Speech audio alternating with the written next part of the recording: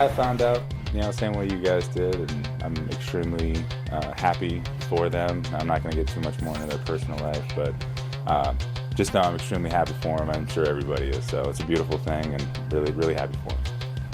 As we all are, we say hello to our NFL analyst, Booger McFarland, and NFL reporter, Jeff Darlington. Boog, I'm going to start with you. So Travis Kelce, he's giving out rings and also looking to get one himself, his 4th Super Bowl ring. Do you think he will get that this season? Well, it's going to be a little tougher this year. I think there are several teams in the AFC that have gotten a lot better. You look at Baltimore, you look at Buffalo, you look at what they're doing out in Los Angeles. I think when you look at the Kansas City Chiefs, their offensive line has to be revamped, and I think they've done that. They're putting a lot of pressure on a rookie at left tackle in Josh Simmons. By all accounts, he's had a masterful camp. He's done well. If the offensive line can hold up, we know what Patrick Mahomes is going to give us. Travis Kelce is in shape. He's lost weight. He's in love. He should be in a phenomenal mood. I think they'll be able to score points, and we know what Spags is going to do on defense. They will be right there in the end, as they've been the last few years, and as long as the ball will bounce their way and the offensive line can stay healthy, they have as good a chance as anybody in the AFC. All right, Kansas City has the 4th shortest odds to win the Super Bowl at ESPN Bet Sportsbook. So, Jeff, not long ago, Rashee Rice accepted a 6-game suspension for violating the league's personal conduct policy. What more can you share about this situation and how it affects the team? Well, this is significant on a number of levels. The first of which is that this 6-game suspension will start at the beginning of the season. This was not initially the expectation because he was not set to have his arbitration hearing until the end of September, which meant the suspension was likely to happen in the middle of the season. You can obviously look at this a number of different ways, perhaps beneficial from the standpoint that this is a Chiefs team who generally finds their way into the playoffs, and by that point, Rice will be on the field. This is all stemming from a violation of the personal conduct policy related to 2 felony counts in a car crash that he was part of in 2024. So he's going to eventually have to serve 30 days in jail. A judge said that he could serve those 30 days, timing that he wishes to do. So that doesn't have to happen during the season, but the 6-game suspension does, and it will start week 1 of this regular season. All right, so more big news out of Kansas City. Guys, so we got the news of a reunion and a union. Today, the Vikings are bringing back Adam Thielen in trade with the Panthers. His return is expected to alleviate a lack of receiver depth in Minnesota because of Jordan Addison's 3-game suspension and a series of injuries to other receivers in camp. Thielen will have a chance to finish his career in the state where he was born, raised, and played 10 of his 12 NFL seasons. And check this out. No one may be happier than Adam's family and wife, Caitlin, who was also born and raised in Minnesota. The caption reading, "Real-time excitement. Wow, we can't believe it." Booger, how do you think that J.J. McCarthy and the Vikings offense will benefit from a vet like Thielen being on that team? Well, I think it's no doubt. To me, this is a win-win on both sides. He gets out of Carolina, he gets to go back to Minnesota, and we know the familiarity that he had there. And Jordan Addison is not going to be there. So you got Justin Jefferson, who's going to take all the coverage, and now you just need a savvy veteran like Adam Thielen who can win one-on-one coverage underneath. You got Hawkinson at tight end, and so for J.J. McCarthy, who's making his swan song as far as being a first-year starter, he's got 2 guys that can kind of work the underneath in Hawkinson and Adam Thielen. To me, this is the best of both worlds. You get a guy that wants to come back home who can also help a young team and a young quarterback. They have to be tickle pink in Minnesota right now. I do want to also mention that Thielen spent time with McCarthy the last 2 summers as a part of a group of players working out together before training camp, so they are familiar with one another. Jeff, let's talk about his former quarterback, Bryce Young. It seemed like they had a solid connection towards the end of last season. Why did Carolina decide to send their most productive receiving target to Minnesota?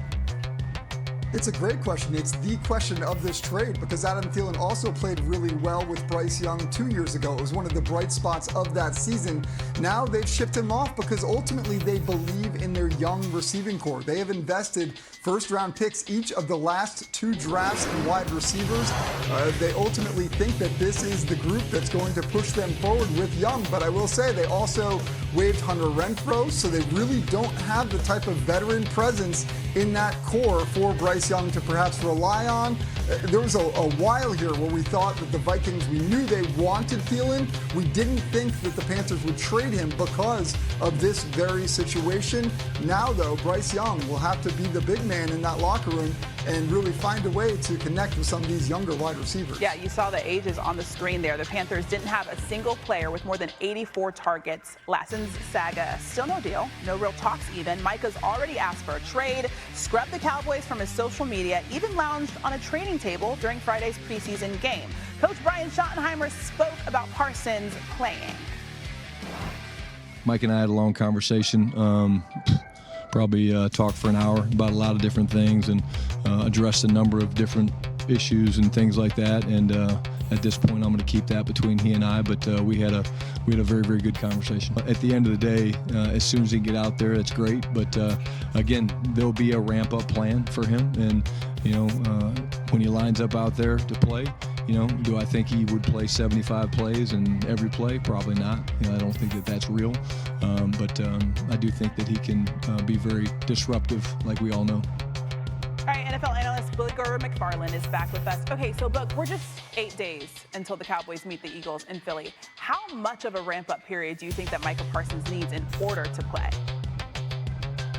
Well, I don't think he needs that much of a ramp-up period to play, but playing the entire game is probably out of the question at this moment because as a football player, you have to get your body in shape to take the contact. And I just don't know if there's enough time for him to take that contact and callus where his body can adjust. Now, he can be on a pitch count. So if he were to get signed, let's say this weekend, and get out and practice on Monday, he could probably be in for 15 to 20 snaps. Anything past that, you're risking injury. Let's not forget, when Darrelle Revis held out, he came back, he pulled a hamstring. Now, on the other side, we've seen Aaron Donald hold out to come back to have a career year. So everybody's body is differently, but by and large, if the Cowboys want to be safe and have Micah Parsons for 17 games and not just one game, you don't want to put him out there and play the entire game. He's probably only going, even if he were signed right now, he's probably only going to play in certain situations to rush the passer.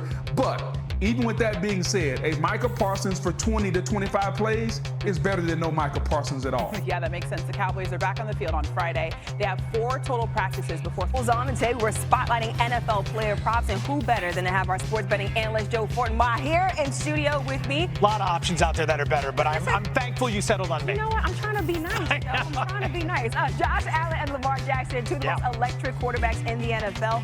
What will you be betting on and rooting for when you watch them on the field? I think there are opportunities to bet against both guys this year, starting with Lamar Jackson. His touchdown prop, 28.5. Now, he eclipsed this just one time in 6 seasons prior to last year when he rolled up 41 touchdowns, a career high. As a result, the bookmakers inflated the price this year, which gives us an opportunity to find some value betting the under. Keep in mind, this is a tough number to hit. An average of about 6 quarterbacks per year are crossing this threshold since the NFL went to a 17-game regular season 4 years ago. As for Josh Allen, we're going to go under on his passing yards, 3,750.5.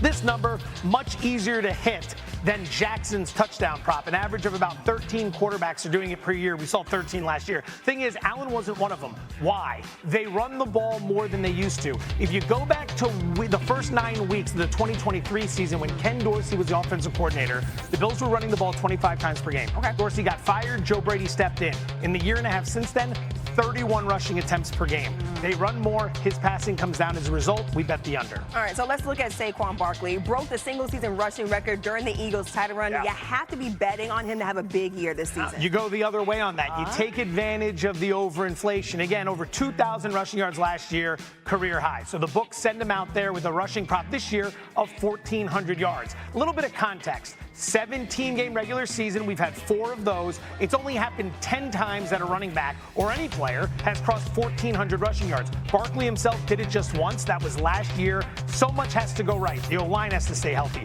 Barkley has to stay healthy. The Eagles need to be winning late in games so they can be running the football. We're going to go under on Barkley's rushing prop. And to that point, Barry Sanders has the most rush yards in the season following a 2,000-yard campaign. He finished with 1,491. That was back in 1998. Right there. Terry McLaurin just re-signed with Washington. There's some murmurs about a Super Bowl run with that team. Are you going to throw a wet blanket on that too? Yeah, figure you just might as well just lean into the theme here, which is upset everybody who's listening and likes any of these players. We're going to go under 7.5 touchdowns for McLaurin. 7 seasons in the NFL, crossed this mark 1 time. Last year when he had 13 touchdowns with Jayden Daniels. So again, the theme of this conversation, players that are overvalued based on career years. Couple things to keep in mind with this season. Number 1, schedule is not nearly as easy as it was last year, which means the defenses McLaurin faces are going to be much better. Number 2, the addition of Deebo Samuel, which no doubt takes away some red zone targets and some overall target share. So McLaurin still in line for a good year. I just don't see him having 8 touchdown receptions. Well, you can catch more of Joe just throwing a wet blanket on everything over at ESPN Bet live at 3:30. My kids' day at school, this segment, you name it, wet blankets everywhere. You can catch them right here on ESPN too. Joe, thanks so much. Thank you. Bill Belichick's Tar Heels are set to open the season on Monday night against TCU. New on SportsCenter, the head coach named his starting quarterback. Yeah, Gio's made a ton of progress. We've evaluated things through, through training camp, and as now we get ready for TCU, he'll be our starting quarterback. So we'll give him the majority of the reps in practice, and make sure that we get him, as much preparation as possible. But everybody needs to be ready to go. I feel very comfortable with him and what he's doing.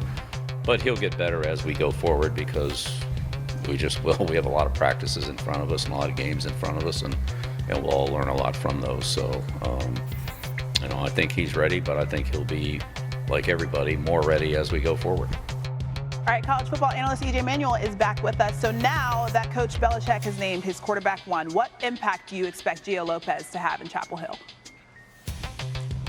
Well, the biggest impact, Christine, is going to be the leadership factor. When you look at Gio Lopez at South Alabama last year, 18 touchdown passes, only 5 interceptions. And I'll even go back to a game he played in LSU in a non-con game for him. He has 73% completion percentage. So as far as the question, can he play at this level? Absolutely. And I was at a Carolina practice 2 weeks ago, had a chance to talk to Coach Belichick. And from watching Gio Lopez from the sideline, he throws a catchable ball. He's not a tall guy, so he can run. He can get up under defenders as well. He's really strong in his lower half. So I expect him to be a huge player. And I also expect Carolina to play really well. And the other thing that's interesting, too, for TCU, how do you prepare for this offense? You don't know what Gio Lopez can really do in Freddie Kitchens' offense. You got 70 total new players there for Carolina, so a lot to look forward to in that game Monday night. All right, Lopez, who is ESPN's 6th best available transfer in the spring portal, will make his start that Monday night, 8 Eastern on ESPN against that TCU team.